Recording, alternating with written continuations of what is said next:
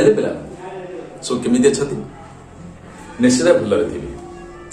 आमे पूर्व क्लास रे स्वायत्त शासन विषय जानिथिले, ग्राम पंचायत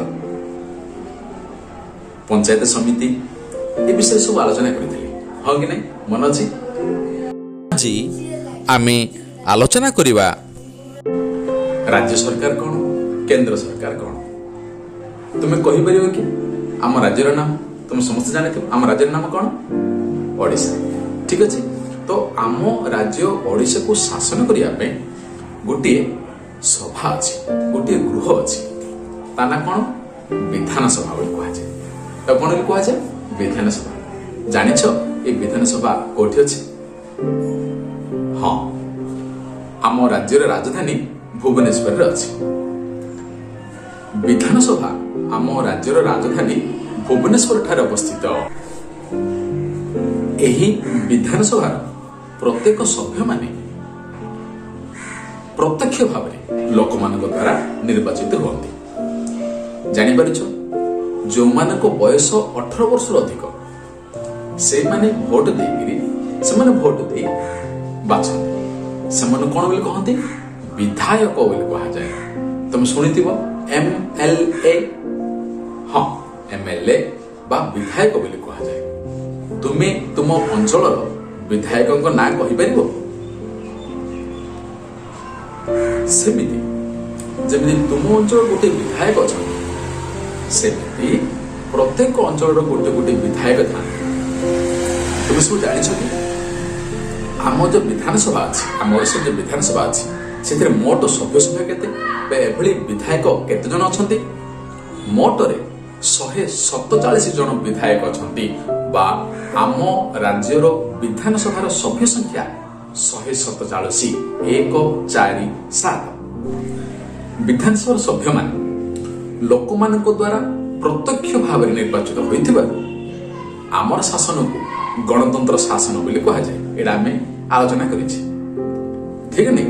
आमे आमको शासन जे करिवो सेटा किए बाछुछे, आमे बाछुछे भोट दे। तेनु एहाको गणतंत्र बोली कहा जाए। हेले तुम समस्त जानिलो जे आम विधानसभार सभ्य संख्या केते 147।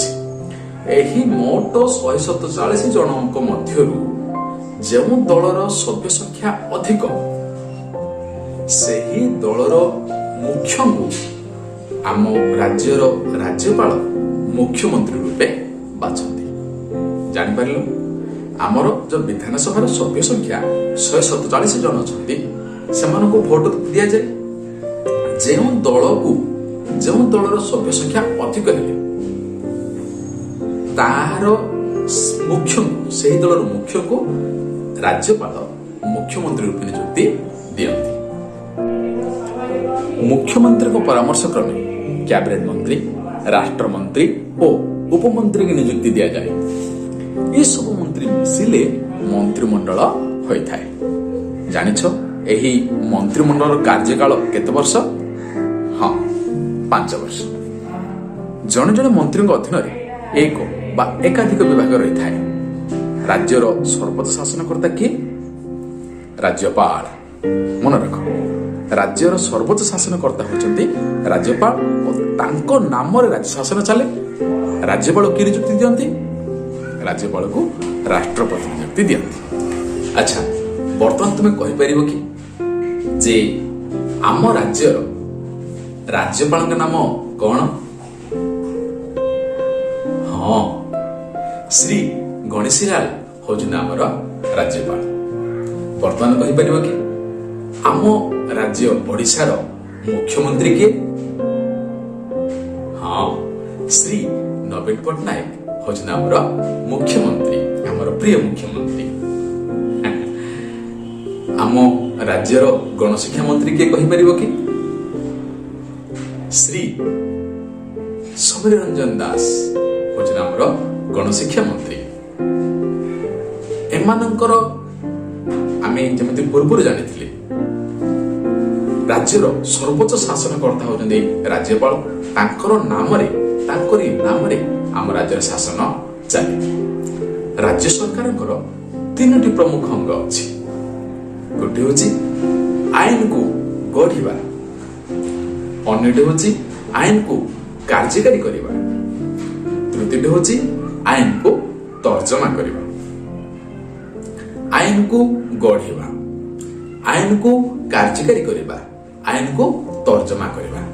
ये जो तीनटा अंग अच्छी, ये तीनटा अंग को काम करने विभिन्न विभाग मध्य अच्छी। जमीती पढ़ला में आईन को गढ़ा, आईन तैयारी करवा। आईन किए तैयारी करती? आमर जो विधानसभा अच्छी, विधानसभा और राज्यसभा, विधानसभा समस्त सदस्य मिसी आईन को गढ़ती। जो आईन गढ़ाला से आईन को कार्यकारी केमिति हुए? से आईन कार्यकारी करती मंत्री परिषद। आम पढ़ी मंत्री परिषद मंत्रिमंडल, मुख्यमंत्री नेतृत्व में जो मंत्रिमंडल होती, कैबिनेट मंत्री, राष्ट्रमंत्री, जो मंत्रिमंडल होती मंत्री परिषद होती, ये जो आईन गढ़ाला से आईन को कार्यकारी करती मंत्री परिषद और सचिव। तो आईन को तर्जमा किए करती, अर्थात किए ठीक कला कि भूल है, आईन ठीक अच्छे कि नहीं, ये तर्जमा किए करती? न्यायालय। आम ओडिशार हाईकोर्ट अच्छे तुम शुणी उच्च न्यायालय, उच्च न्यायालय अच्छी कौटी जान? उच्च न्यायालय कटक। हाँ, आम राज्यर कटक उच्च न्यायालय अच्छी। उच्च न्यायालय कौन करे? उच्च न्यायालय तो आम विभिन्न कोर्ट गुड़ाक आईन तर्जमा करते। आम राज्य सरकार कौन, राज्य सरकार किभली काम करे आम आलोचना कले। बर्तमान आम देखा जे केंद्र सरकार कौन? आम देश विभिन्न राज्य, प्रत्येक राज्य और केंद्र शासित अंचल को नहीं केंद्र सरकार गठित होती। अर्थात आमर देश विभिन्न राज्य, प्रत्येक राज्य और केंद्र शासित अंचल को शासन करने केंद्र सरकार रही। और केंद्र सरकार ए कामटा क्यों करे? नुआ दिल्ली ठारू करे। आम जाने जे आम देश भारत राजधानी हूँ दिल्ली। जमीती आम राज्य राजधानी भुवनेश्वर ठारू रही आम राज्य को शासन करा जाए, ठीक से ही बड़ी नुआ दिल्ली ठारू प्रत्येक राज्य तथा केंद्र शासित अंचल को शासन करा जाए। आम एया जानिले जे राज्य शासन तीनोटी मुख्य अंग अच्छी। गोटे कौन? आईन गढ़ा, द्वितीय कौन? आईन को कार्यकारी करवा, तृतीय कौन? आईन को तर्जमा करवा। ठीक से ही बड़ी राज्य सरकार जो तीनोटी कार्य अच्छी, केंद्र सरकार तीनोटी कार्य अच्छी। गोटे कौन? आईन गढ़ा, द्वितीय आईन को कार्यकारी करवा, तृतीय आईन को तर्जमा करवा। आईन गढ़ा, राज्य सरकार आईन क्योंटी गढ़े? तापे गोटे अलग सभा अच्छे, विधानसभा। विधानसभा समस्त सदस्य जहाँ को विधायक कहते समस्त मिसी विधानसभा आईन गढ़ा जाए। ठीक से ही बड़ी केंद्र सरकार पाई आईन क्योंटी गढ़ती? संसद में। मुझे कही तो संसद क्या क्या नहीं गठित? लोकसभा, राज्यसभा और राष्ट्रपति को नहीं संसद गठन होती। लोकसभार सदस्य जेमिति आम विधानसभार सदस्य को विधायक बोली कहा जाए, ठीक से बड़ी लोकसभार सदस्य को सांसद बोली कहा जाए। तुम्हें एमपी सुनिथिबो, मेंबर ऑफ पार्लियामेंट। तो लोकसभार सदस्य को एमपी बा सांसद बोली कहा जाए। जेमिति विधानसभार सदस्य माने लोकमानक द्वारा सीधा सड़क प्रत्यक्ष भाव निर्वाचित होती, ठीक से ही बड़ी लोकसभार सदस्य माने मध्य लोकमानक द्वारा जो मानक बयस 18 वर्ष अधिक से मानक द्वारा सीधा सड़क प्रत्यक्ष भाव निर्वाचित होती। जानिच लोकसभार सदस्य संख्या केते? 545। ठीक अच्छे। राज्यसभा, लोकसभा विषय पढ़िला वर्तमान आम पढ़ा जाना राज्यसभा विषय। राज्यसभा रो सदस्य माने परोक्ष भाव निर्वाचित होती। राज्यसभा सदस्य माने परोक्ष भाव निर्वाचित होती। आम जहाँ को भोट दे बाछि थाउचे से माने कौन करती? राज्यसभा सदस्य मान बाछंती ठीक से बड़ी राष्ट्रपति जहां नारे सारा देशर शासन चले से राष्ट्रपति मध्य परोक्ष भाव निर्वाचित होती लोकसभा राज्यसभा और राष्ट्रपति को नहीं संसद गठन होता है। ये संसद द्वारा आमर आईन गढ़ा जाए केंद्र सरकार जमीती राज्य सरकार मन रख मुद्दीटा तुलना कर राज्य सरकार और केंद्र सरकार। राज्य सरकार तीनोटी अंग थिला भली केंद्र सरकार मध्य तीनोटी अंग अछि आमे आलोचना करिछि। आईन गढ़िया पई संसद रहिछि, आईन को कार्यकारी करिबा मंत्री परिषद तथा सचिव मानकर कार्य, आईन रो तर्जमा करिया पई जेमिति आमर उच्च न्यायालय रहिछि ठीक सेमिति रहिछि सर्वोच्च न्यायालय बा सुप्रीम कोर्ट जहाँकि नवा दिल्ली ठारे अवस्थित।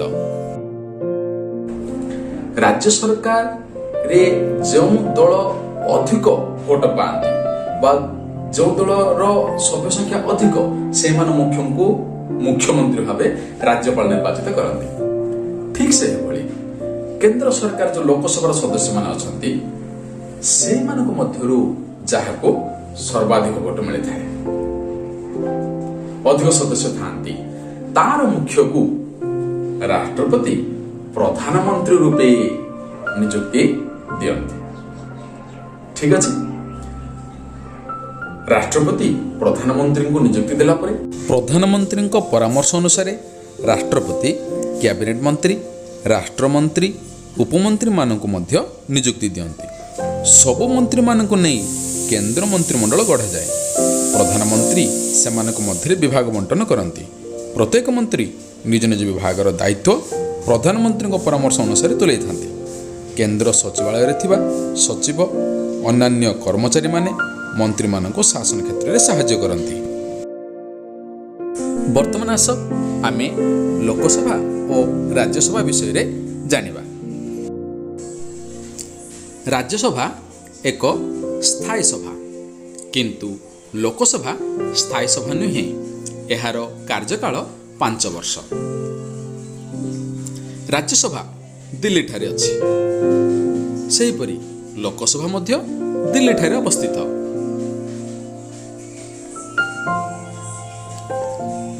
राज्यसभार सभ्य माने विधानसभार सभ्य मानक द्वारा निर्वाचित हुअन्ति बा परोक्ष रे किंतु लोकसभार सभ्य माने प्रत्यक्ष भावे लोकमानक द्वारा निर्वाचित हुअन्ति।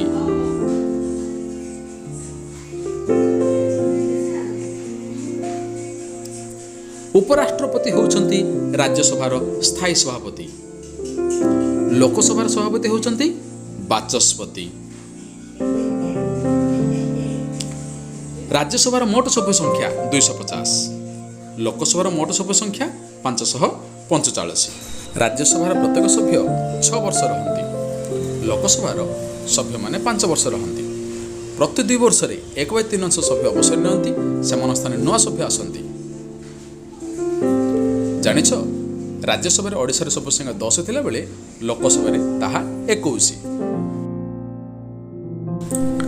आमे राज्यसभा लोकसभा प्रधानमंत्री और केंद्र मंत्रिमंडल विषय जानिले। आस आमे राष्ट्रपति विषय रे किछि जानिबा। पिला माने एही व्यक्ति जनकू जानिछ कि हाँ से होचंती आम राष्ट्रपति। जानिछ राष्ट्रपति होचंती देशर सर्वोच्च शासनकर्ता। से परोक्ष भाव निर्वाचित हुअन्ति। राष्ट्रपति कार्यकाल 5 वर्ष।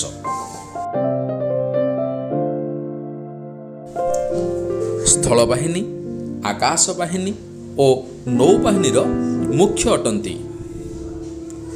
लोकसभा राज्यसभा राज्य विधानसभार सभ्य मानक द्वारा परोक्ष भाव निर्वाचित हुअन्ति।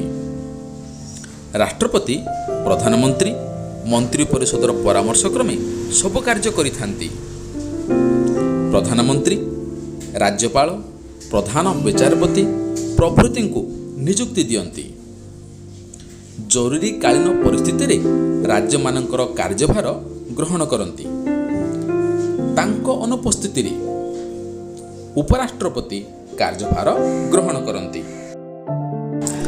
ଆମ ଦେଶର ଶାସନ ଠିକ୍ ଚାଲିଛି କି ନାହିଁ ତାହା ଦେଖିବା ପାଇଁ ଉଚ୍ଚତମ ନ୍ୟାୟାଳୟ ବା ସୁପ୍ରିମକୋର୍ଟ ରହିଛି।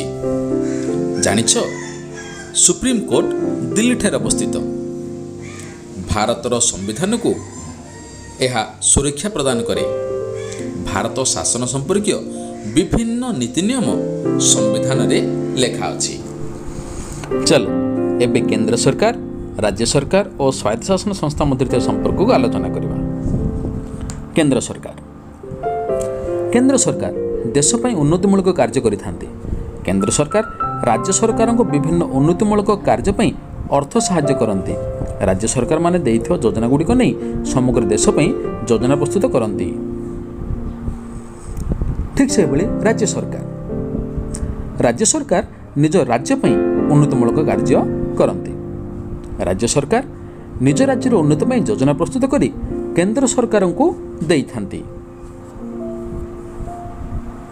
ରାଜ୍ୟ ସରକାର ସ୍ୱାୟତ୍ତଶାସନ ଦେଇଥିବା ଯୋଜନା ଅନୁସାରେ ଅନୁଦାନ ଦେଇଥାନ୍ତି। ସ୍ୱାୟତ୍ତଶାସନ ସଂସ୍ଥା ଗ୍ରାମାଞ୍ଚଳ ବା ସହରାଞ୍ଚଳ ପାଇଁ ଉନ୍ନତିମୂଳକ କାର୍ଯ୍ୟ କରିଥାନ୍ତି ଓ ଯୋଜନା ପ୍ରସ୍ତୁତ କରି ରାଜ୍ୟ ସରକାରଙ୍କୁ ଦେଇଥାନ୍ତି। ସ୍ୱାୟତ୍ତଶାସନ ସଂସ୍ଥା ଜରିଆରେ ଗରିବ ଲୋକଙ୍କୁ ବିଭିନ୍ନ କାମଧନ୍ଦା ଯୋଗାଇ ଦିଆଯାଏ, ଯଥା ପ୍ରଧାନମନ୍ତ୍ରୀ ଗ୍ରାମ ସଡ଼କ ଯୋଜନା, ରାଜୀବ ଗାନ୍ଧୀ ପାନୀୟ ଜଳ ଯୋଗାଣ, MNREG ଆଦି ଅନ୍ତର୍ଭୁକ୍ତ। ଆମ ଦେଶର ଶାସନ ଲୋକଙ୍କ ଦ୍ୱାରା ହିଁ ପରିଚାଳିତ ହୁଏ। ଲୋକମାନେ ଭୋଟ ଦେଇ ବିଧାନସଭା ଓ ଲୋକସଭା, ଗ୍ରାମ ପଞ୍ଚାୟତ, ପଞ୍ଚାୟତ ସମିତି, ଜିଲ୍ଲା ପରିଷଦ ପାଇଁ ପ୍ରତିନିଧି ବାଛନ୍ତି। ସେମାନଙ୍କ ଦ୍ୱାରା ହିଁ ଆମର ଶାସନ ବ୍ୟବସ୍ଥା ପରିଚାଳିତ ହୁଏ। ଏହିମାନେ ହିଁ ଆମର ଭଲମନ୍ଦ ବୁଝନ୍ତି, ଉନ୍ନତି କରିବା ପାଇଁ ବ୍ୟବସ୍ଥା କରନ୍ତି। ଏଣୁ ଆମ ଦେଶର ଶାସନକୁ ଲୋକମାନଙ୍କ ଦ୍ୱାରା ଶାସନ ବା ଗଣତନ୍ତ୍ର ଶାସନ ବୋଲି କୁହାଯାଏ।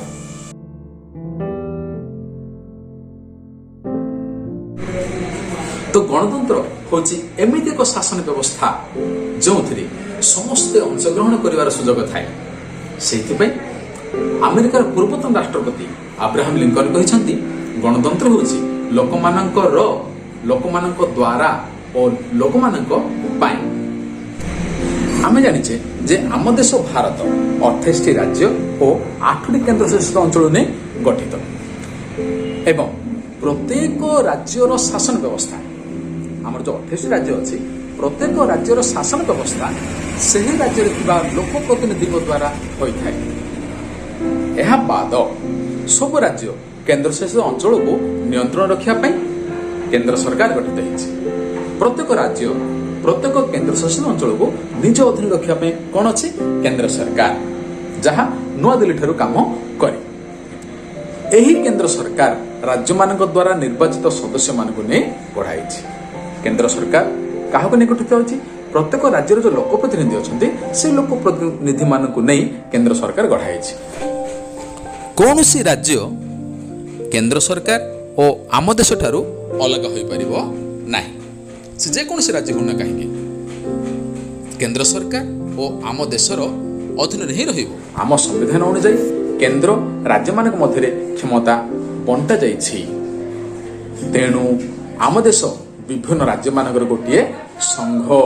ଏହି ଶାସନ ବ୍ୟବସ୍ଥାକୁ ସଂଘୀୟ ଶାସନ ବ୍ୟବସ୍ଥା କୁହାଯାଏ ଓ କେନ୍ଦ୍ର ସରକାରକୁ ସଂଘୀୟ ସରକାର ବୋଲି କୁହାଯାଏ। ତୁମର ପ୍ରଶ୍ନ ଆସିବ ଯେ ଆମ ରାଷ୍ଟ୍ରକୁ ସଂଘୀୟ ରାଷ୍ଟ୍ର ବା ସଂଘୀୟ ସରକାର ବୋଲି କାହିଁକି କୁହାଯାଇଛି? କାରଣ ଆମର ଦେଶ ଯେଉଁ 28 ରାଜ୍ୟକୁ ନେଇ ତିଆରି ହୋଇଛି, ସେ ପ୍ରତ୍ୟେକ ରାଜ୍ୟ ଲୋକପ୍ରତିନିଧି ମଧ୍ୟରେ ତିଆରି ହୋଇଛି ଓ ପ୍ରତ୍ୟେକ ରାଜ୍ୟକୁ ନିୟନ୍ତ୍ରଣ କରିବା ପାଇଁ କେନ୍ଦ୍ର ସରକାର ରହିଛି। ଏହା ଏକ ସଂଘ ଭଳି।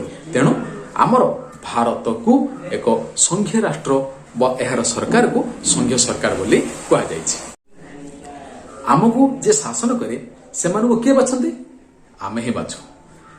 ଆମକୁ ଯେ ଶାସନ କରନ୍ତି ଆମେ ବାଛୁ। ଯାହାର ବୟସ 18 ବର୍ଷରୁ ଅଧିକ ସେମାନେ ଭୋଟ ଦେଇ ବାଛନ୍ତି। ତେଣୁ ଆମର ପ୍ରତ୍ୟେକଟି ଭୋଟ ଗୁରୁତ୍ୱପୂର୍ଣ୍ଣ, ହଁ କି ନାହିଁ?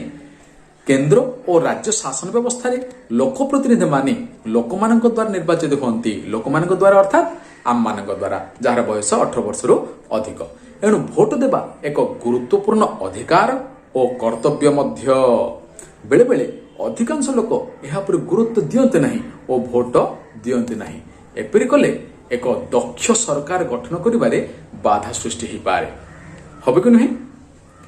ଦେଶରେ ଏକ ସୁଦୃଢ଼ ସରକାର ଗଠନ କରିବା ପାଇଁ ଉପଯୁକ୍ତ ବ୍ୟକ୍ତିଙ୍କୁ ଭୋଟ ଦେଇ ବାଛିବା ଉଚିତ। ଏଥିପାଇଁ ସମ୍ବିଧାନରେ ଯାହାର ବୟସ 18 ବର୍ଷରୁ ଅଧିକ ସେମାନେ ଭୋଟ ଦେବାର ଅଧିକାର ରହିଛି। ଆଜିକାଲି କଣ କରନ୍ତି ତମେ ଶୁଣିଥିବ ଜାଣିଥିବ ଯେ ଲୋକମାନେ କିଛି ପଇସା ନେଇ ଟଙ୍କା ନେଇ ଭୋଟ ଦିଅନ୍ତି। ତାହା କରିବା ଭୁଲ। ଆମେ ଆମର ଭୋଟ ଏକ ଦକ୍ଷ ଉଚିତ ସରକାରକୁ ଦେବା, ବ୍ୟକ୍ତିଙ୍କୁ ଦେବା ଯିଏ ଆମକୁ ଭଲ ଭାବରେ ଶାସନ କରିପାରିବେ।